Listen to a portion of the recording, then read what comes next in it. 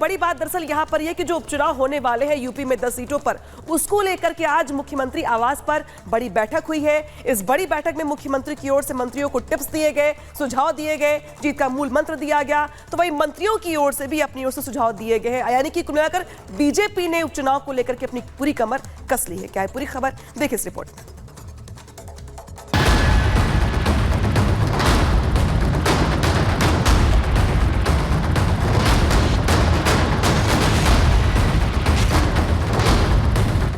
UP की 10 सीटों पर होने वाले उपचुनाव के लिए सीएम योगी ने अपनी स्पेशल 30 की टीम तैयार कर ली है।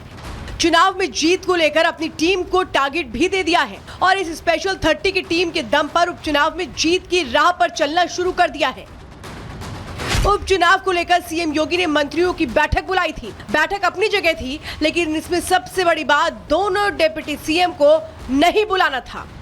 योगी की इस मीटिंग में ना तो केशव प्रसाद मौर्य को बुलाया गया, ना ही ब्रजेश पाठक को इनवाइट किया गया, जिसकी चर्चा मीडिया चैनल से लेकर सियासी गलियारों में तेज है। हालांकि योगी सरकार में मंत्री संजय निषाद ने जब उनकी राय ली गई तो उनका कुछ और ही कहना था। निश्चित रूप से चर्चा होती है, पार्टी संबंधित, विकास से संबंधित, मुद्दों से संबंधित, जनता के समस्याओं से संबंधित तो है, और सामने चुनाव है उस पर चर्चा हुई है, और आगे किस तरह की जो जिम्मेदारी दी गई थी वो हम लोग पूरा करेंगे, और हम लोग जो जिस तरीके से हम लोगों ने आजमगढ़ जीता था, रामपुर जीता था, उसी तरीके भी जीतेंगे।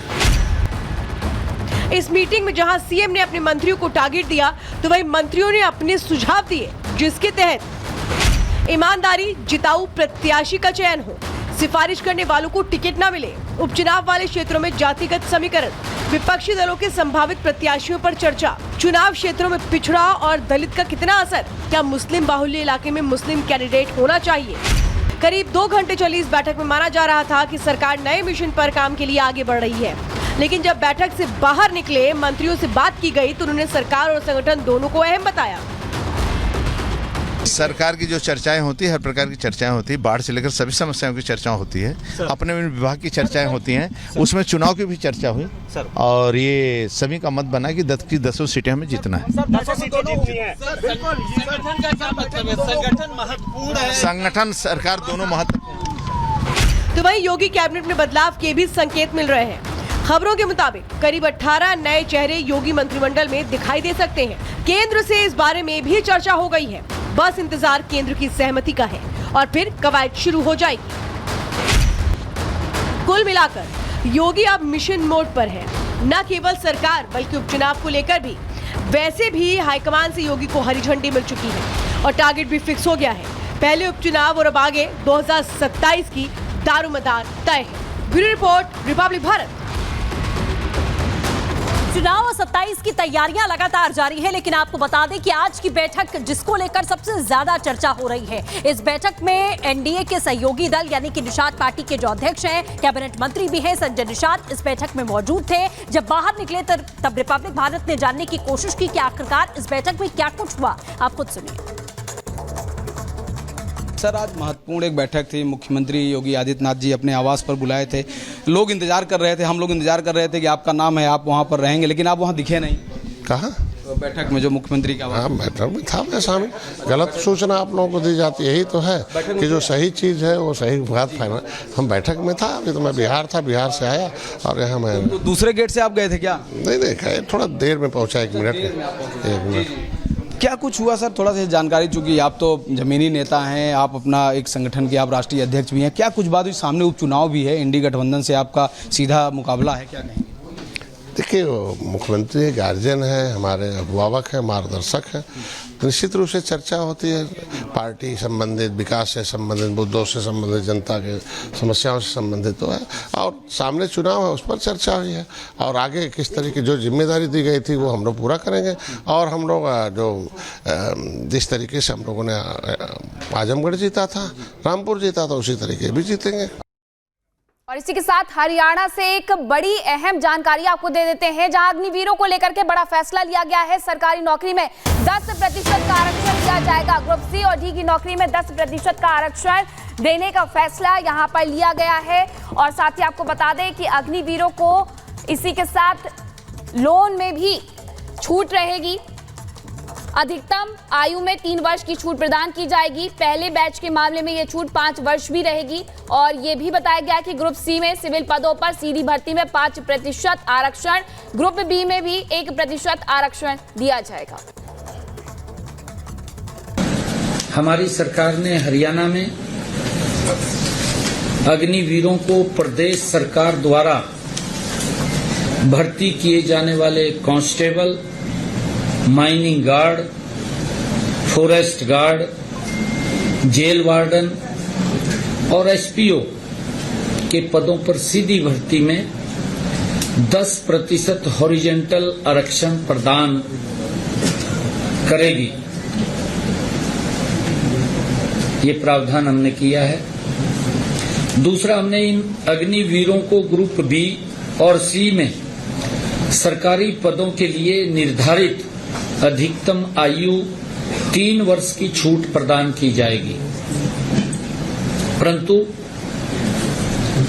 अग्निवीरों के पहले बैच के मामले में आयु में यह छूट 5 वर्ष की होगी।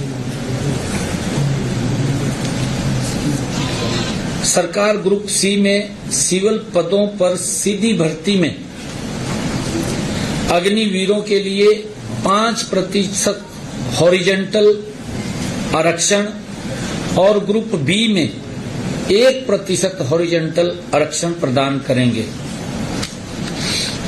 अगर अग्निवीर को किसी भी औद्योगिक इकाई द्वारा प्रति माह 30,000 रुपए से अधिक वेतन दिया जाता है तो हमारी सरकार उस औद्योगिक इकाई को 60,000 रुपए वार्षिक की सब्सिडी देगी।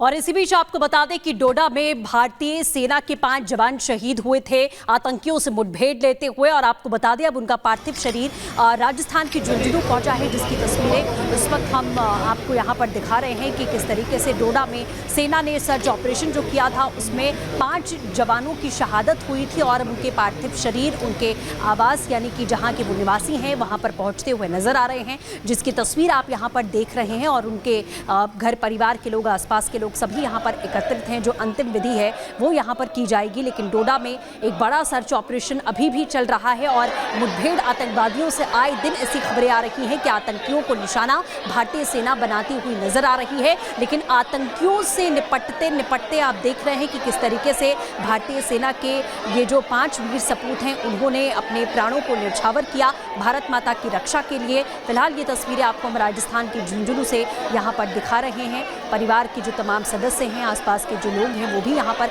इकट्ठा हुए हैं अपने वीर सपूत को अंतिम दर्शन देने के लिए, उन्हें श्रद्धांजलि देने के लिए। आप देख सकते हैं कि परिवार के जो लोग हैं वो इस वक्त उन्हें आसपास के लोग संभालने की कोशिश कर रहे हैं। जाहिर है उनका अपना किस तरीके से भारतीय सेना में और आतंकियों से मुठभेड़ करते हुए भारत माता की रक्षा करते हुए उनकी शहादत हुई है। परिवार के लोग जाहिर मातम पसरा हुआ है। फिलहाल ये तस्वीरें हम आपको राजस्थान के झुंझुनू से दिखा रहे हैं कि आतंक लगातार घाटी में इस समय बढ़ता हुआ दिखाई दे रहा है। जंगलों के रास्ते से घुसपैठ करने की जो कोशिश है वो आतंकी लगातार करते हुए दिखाई दे रहे हैं। पाकिस्तान के इशारे पर ये जो नापाक हरकतें हैं वो इस समय खास तौर पर जम्मू के कुछ इलाकों में देखी जा रही हैं, क्योंकि अब जम्मू को अपना निशाना बनाता हुआ पाकिस्तान दिखाई दे रहा है। तो फिलहाल ये तस्वीरें इस वक्त हम आपको दिखा रहे हैं। पुष्प अर्पित किए जा रहे हैं। आसपास के जो तमाम लोग हैं वो भी यहाँ पर श्रद्धांजलि अर्पित करने के लिए पहुँचे हुए हैं। राजस्थान के झुंझुनू से ये तस्वीरें। तो डोडा में जिस तरीके से आतंकियों की घुसपैठ को रोकने की कोशिश की जा रही थी, उसी दौरान सेना के जवान अपना शौर्य दिखाते हुए उनसे भिड़ जाते हैं, लेकिन 5 जवान शहादत को प्राप्त होते हैं। 2 तस्वीरें आपको दिखा रहे हैं जहां झुंझुनू राजस्थान में अंतिम विदाई के लिए पार्थिव शरीर पहुंचा है। कैप्टन थापा का पार्थिव शरीर सिलीगुड़ी पश्चिम बंगाल पहुंचा है। और हमारे साथ हमारे सहयोगी अमरदीप जुड़ गए हैं। अमरदीप, तस्वीरें दिखाइए। मैं दिखा रहा हूं अजय सिंह नरूका जो कि डोडा में लोहा लेते हुए शहीद हुए। उनका पार्थिव शरीर जो है उनके घर, उनके आंगन में पहुंच चुका है। जिस आंगन में अजय सिंह खेले कूदे बड़े हुए, वहां सैनिक सम्मान के साथ में, उनके अंतिम दर्शनों के साथ में, उस तिरंगे के साथ में उनकी वापसी हुई है। हालांकि 18 जुलाई को उनकी छुट्टी मंजूर हो गई थी, उनको 18 जुलाई को आना था, लेकिन इस आंगन में आप देख सकते हैं कि पारिवारिक लोग हैं, बेसुध बहनें हैं, वो पत्नी हैं जिसको ये होश भी नहीं है, जो लगातार जब से ये घटना का जिक्र और जब से सेना के जवानों की इतला थी कि अजय सिंह शहीद हो चुके हैं, उसके बाद से बेसुध है। माँ की अगर बात करें तो माँ बेसुध है, पिता को अपने बेटे पर गर्व है और 5वीं पीढ़ी अजय थी इस परिवार की जो सेना में लगातार सेवा दे रही थी। सेना के तमाम बड़े अधिकारी यहाँ पे देख सकते हैं। और अंतिम दर्शन की अगर बात करें तो यहाँ पे परिवार के लोगों को अंतिम दर्शन जो है वो कराया जा रहा है और इसके बाद पार्थिव शरीर की अंत्येष्टि होगी।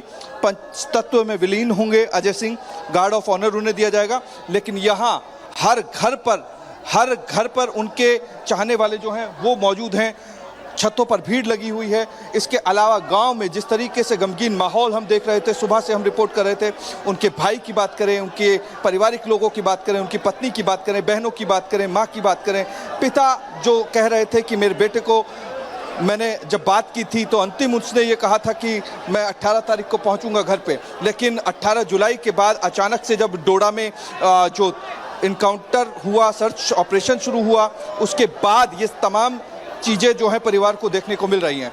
पिता का कहना था कि मैंने कभी सोचा नहीं था कि तिरंगे में लिपटकर मेरा बेटा आएगा, छुट्टी का जिक्र हुआ था। और परिवार के लोग जो हैं वो अब अंतिम दर्शन कर रहे हैं।